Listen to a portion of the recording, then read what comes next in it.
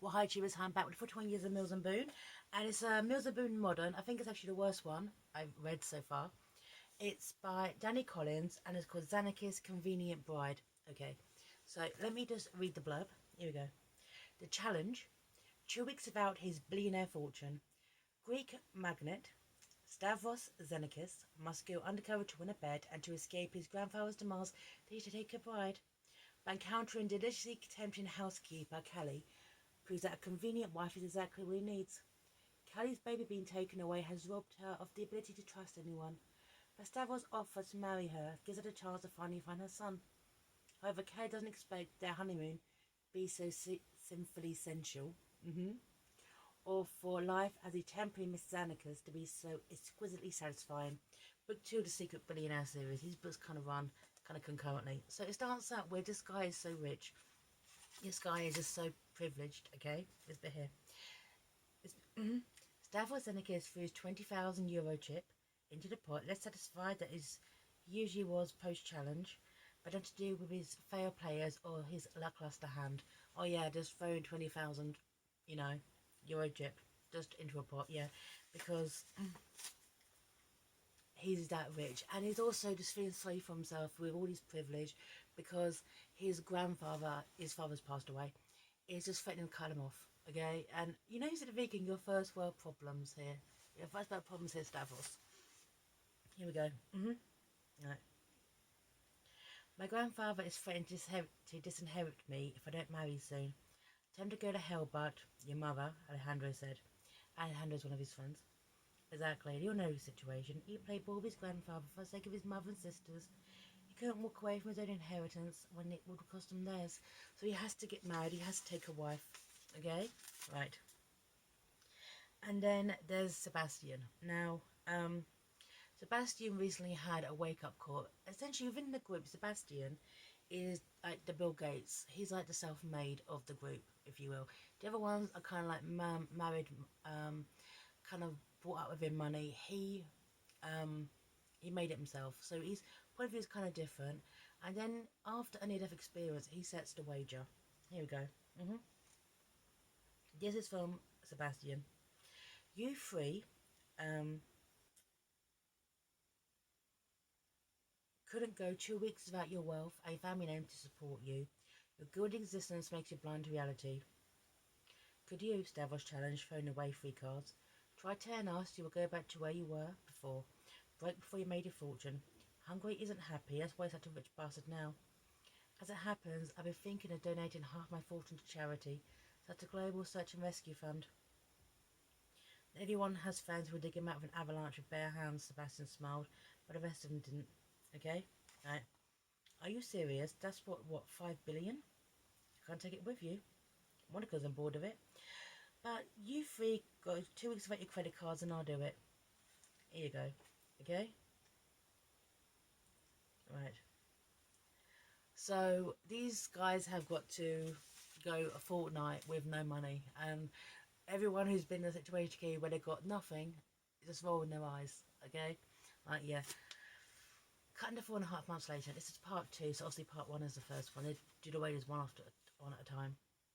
Now, even though Stavros, okay, is now without his money, he's pretending basically to repair a pool. He hasn't changed one bit. It's just him trying to do his job, basically putting a pool together. But he hasn't changed one iota in his mentality. Okay? Right. Oh, Stavros is in Greece right now. Right, Stavros is basically spying on his employer as she sleeps. Okay? Right. A detailed fantasy played out in his mind of diving in and coming up next to her, and having her on a wicker chair, so he's safe in the shade behind a curtain of water on the far side of the pool. Yeah, basically he sits there lusting over his employee. He hasn't changed one bit. He hasn't. Okay? Why he sits there and whinges, okay, about how hard he has it. Yeah. Right. Here you go. And it's just ridiculous. His mentality is ridiculous, okay? He's not taking this way too seriously. He's just sitting there, basically putting a pool together, whinging, okay, about how hard his life is. Okay? And lusting over this woman. Right. Even his mentality. Okay?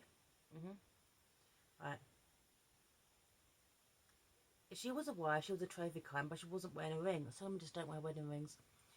The mistress of the place, his employee, it says, so the employer had said, he would expect that she was a mistress. How disappointed has such beauty reserved by his boss's client.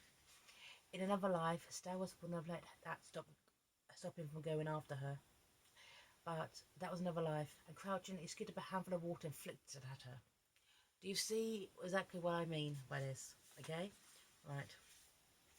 And the thing is, Calli works at Tarkus. That's the owner of the house. Okay, she's the housekeeper. She's like the nanny. Okay, and Tarkus kind of has a thing for her, but it's not like that. Calli's got her own demons going. Okay, here you just paid to try to deal with. Be honest, okay, the pool boy, for want of a better word, lusting over her, and there's a bit where essentially, sorry, Stavros cuts his hand. They she takes him to the hospital, and they went up having a hookup, if you will. Okay, then you find out, okay, what's going on through Calli's mind, and it's quite heartbreaking.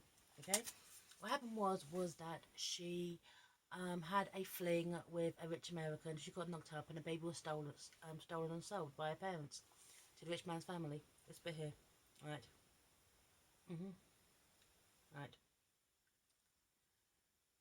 Callie knew Brandon's parents had offered her money to hand over the baby, claiming they had a nice family who would raise him to their standards, but she had to give up all claim to him. She had refused. And suddenly Dorian was gone, and she knew, didn't have proof, but she knew her father had taken the money and sold her son to him. Right. And then her father beats her, and then she kind of pretty much gets thrown out, lives on the beach until Tarkus takes her in. Okay? And also, run in this theme is the idea, okay, of that cultural identity, okay? And the fact is that Stavros is actually very, very hard on his grandfather, in a way, okay, of I am Greek, my family's Greek, but my grandfather pretending to be American to get ahead in business. His grandfather started a business, again, had to make some sacrifices, including a way give up part of his culture to kind of get ahead, okay? The same way, okay, that people lie about their ethnicity, their religion to try to get ahead, okay? And the fact is he's so judgmental, okay, to his grandfather, okay? Alright, alright. Right. Use your American name is better for business. Translation, you don't have to right to use Stavros. That was your father's name. No, that's only through Stavros' own head, okay? That's only his head. You want the company to succeed, don't you? Don't let your father's dreams die with him. Think of your mother and sisters. Do you want them to be well supported or not? It's up to you. His grandpa's putting pressure on him, but I think that pressure, there's a lot of sadness going on. He lost his only son, and then he's left, okay, with a wayward grandson. You sit there thinking, okay, his grandfather's strict, okay, trying to cut him off. I just think his grandfather is making him just kind of wake up, grow up, and take responsibility for his actions. Okay? Yeah. Right. But then it gets full stupid. Okay? So basically, um, Stavros Xenakis and Calli just hook up. Okay? Had a bit of a hook up, tete. And Kay's like, I like to go to New York. I like to kind of see the world. She doesn't tell him, okay, about her son. Because she doesn't really know this guy. Okay? She just hooks up with him. Okay? And then there's a big party at Tucker's house. And Stavros turns up. Okay? This bit here. Okay? Right. Right. Right. I can send you to New York, Callie. Hot is a panic filled of photos, one thing to one side of every fibre of your being, quite another to go after it. What if it didn't work? What if she failed? What if she found her son and he wanted nothing to do with her? She wasn't ready. Right. Right. This is when Tarkis was basically saying, I'm going to take you to New York. Alright. And this bit here is when Stavros kicks in. That won't be necessary. There's possessive age to Stavros' tone. Kelly will be coming to New York as my wife. It just basically says, walks into this guy's house and says, I'm gonna take you as my wife. Okay? Right. And the fact is, okay, Kelly's between a rock and a hard place. She wants to go to New York to find her son. Not telling Tucker's why, obviously, so it's Stavros why.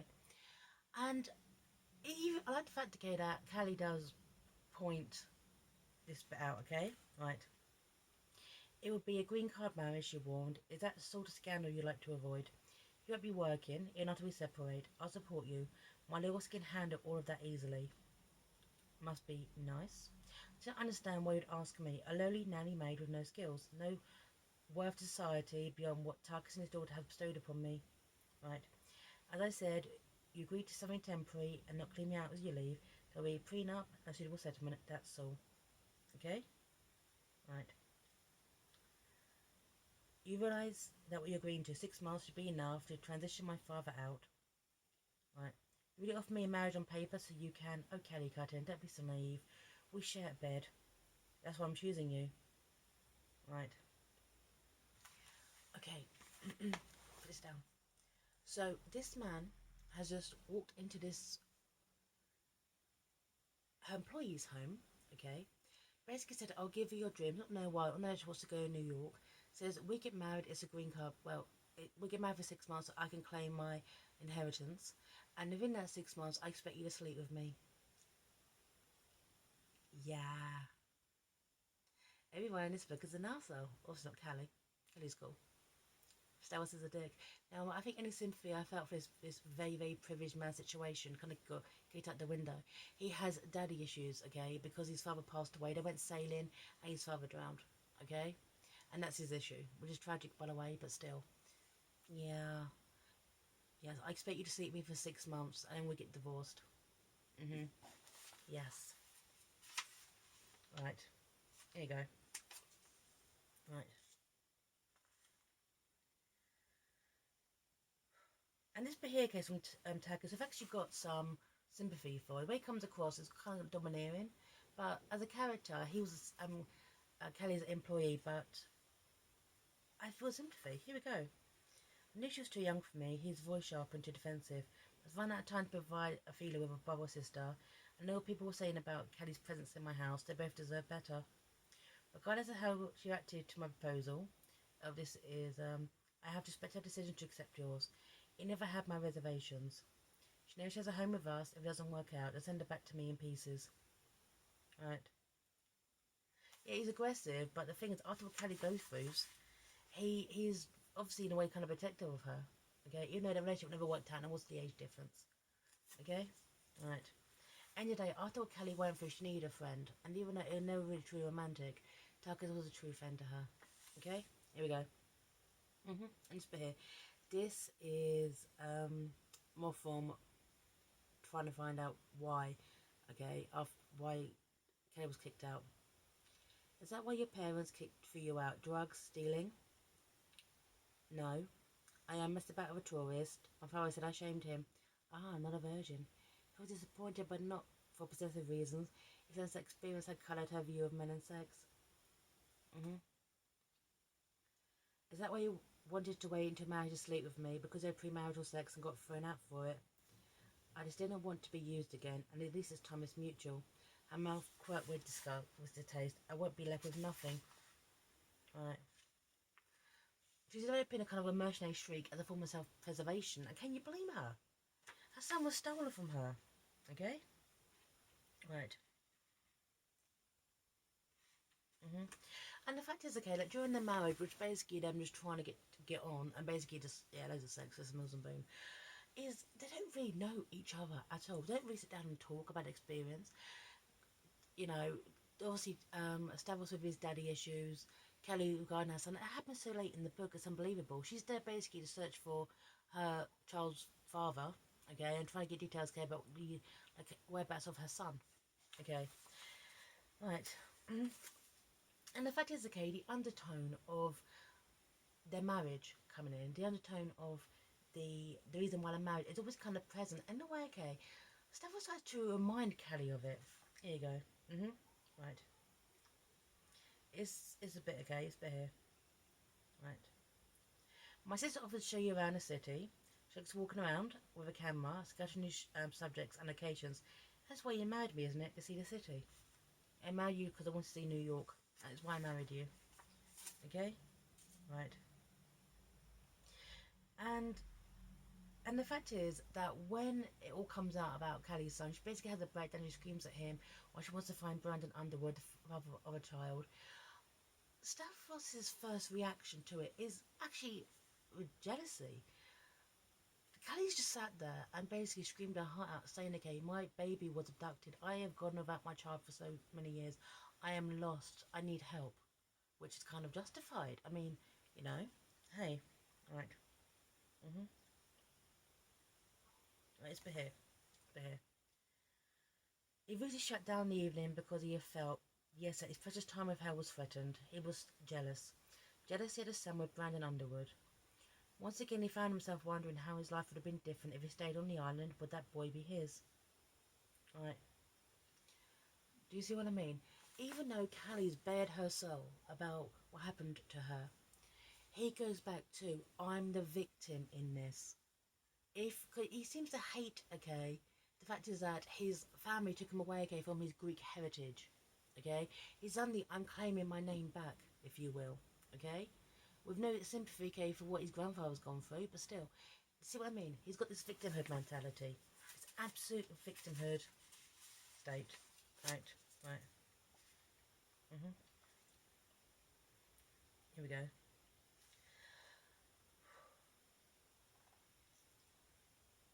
This bit here, this is when Calli is just trying to find her son. Mm-hmm. Her gaze came up for an urgent. That is the most important thing. If I start with a letter from a lawyer, Brandon won't see it. I can guarantee you that they won't even forward it. No one will confirm Dorian is alive. That's her son. If I look Brandon in the eye, and don't try to talk me out of this, Stavros. Her eyes filled as she read his expression. It's because you think we'll drag your family into a scandal. I'm going to the papers, I swear. I want to put my own son in the middle of something public and ugly. Basically, Kay never gets her chance to face Brandon in the eye. In a way, Stavros, that is off scene. That is never seen. That is a kind of bit, okay, we're looking for the momentum. I mean, can you imagine it in this Mills and Boone novel, which would have been delicious? A big kind of family, a big kind of event, okay? Crystal, chandeliers, rich people, and like wearing, their finery. And suddenly, Underwood's there, looking all prim and proper, and Calli walks in. We all denied that. I feel like I was denied that scene, okay? Right. But the thing is when Calli meets basically the adoptive mother, okay, not father of her son, okay, right, her son who's been renamed James in the meantime, right. I had no idea there was anything about the process that wasn't completely overboard, she said after dropping the bombshell that her son James had been adopted shortly after his birth 6 years ago. I knew Brandon had fathered him, but we were told his mother had given him up because he was too young, right. I understood why he wasn't made to be a parent. I had surgery in my teens that left me sterile and wanted children so badly. My signature was forged, Calli blunted, needing to impress that into the woman. So the letter said, it didn't even occur to me that such a thing could happen. I was just too happy to have a baby. Right.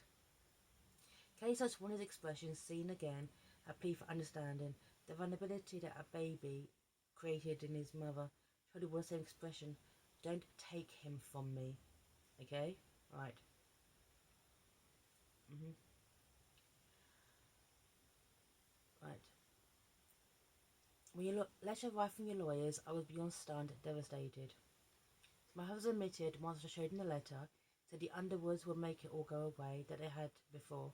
He was furious. I opened it. I thought it was about whether we could access James's trust for our daughter's hospital bills. I haven't been myself since she was diagnosed. What do you mean? Calli pinched her fingers between her knees. Our youngest has leukemia. We're not. Well, we're trying everything. It's been difficult. And then to get this news that it might have to fight to keep James. Oh, okay, hold on.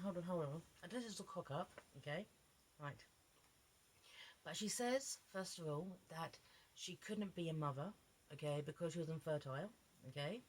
Then she says that after she adopted James, okay, his younger sister, so a child probably about 5 or 4, okay, was born, so she wasn't infertile. And then she wants to access her adopted son's money, runs Underwood's money to save one child's life. And then does I'm sorry to say this, okay, and this is a sad situation for all. But when Wanda comes in, and maybe I'm cynical, but the whole kind of, please don't take James away, okay, Dorian away, but we open his trust to get money for his younger sister who's got leukemia. Mm, yeah. Right. Right, this bit here, okay? You've every right to see James, but now is such a bad time. I tried so hard to keep him to keep things normal for him. He's usually such a happy boy, but lately he's been acting out and not sleeping. He's worried about his sister. Yeah, right. Yeah. But Kelly asks to see a picture, okay? And in the end, leaves because she actually starts to fall in love with Stavros. And and I think I get scared and she runs away. She just leaves everything. That shows that her son's okay. And um, then goes back to Tarkus. There you go. Hmm. Right. I had to leave before I get hurt, Stavros, before I start believing I belong here and that you and I have more than sexual attraction, before I fall in love with you. Right. Right. And then she leaves, but of course, in the end, okay, they get back and they have children, and Dorian slash James, he like comes into their family and he's just survives, and like, it's just terrible. It's because it's terrible. Okay, there's no nuance to it. These two people, okay, don't know each other. In a way, yes, in a way, they are using each other. You know, Stavros, even though he holds all the power in their relationship, okay, obviously because he's the one with the money, he's using Calli, okay, to get his grandfather's empire and to get over his daddy issues. And Calli is, yes, using him to try to find out where her son is. But in the end, okay, in a way, okay, she's totally screwed over by everyone. Okay? So, Xenakis' convenient bride, Calli deserves better than this, okay? And to be honest, maybe it's just me, but after reading this book and being on Calli's side, when you find out about what, okay, her adopted son's sister's sick, the public didn't care. Because end of the day, okay, a child was basically trafficked and sold, and it's the prison taking him away from me, right? And a bit of a cock up since since you weren't infertile after all. Hmm. Okay, well, I'm cynical after all. Anyway, 41 years of Mills of Boone, sign off. Mm. Bye now.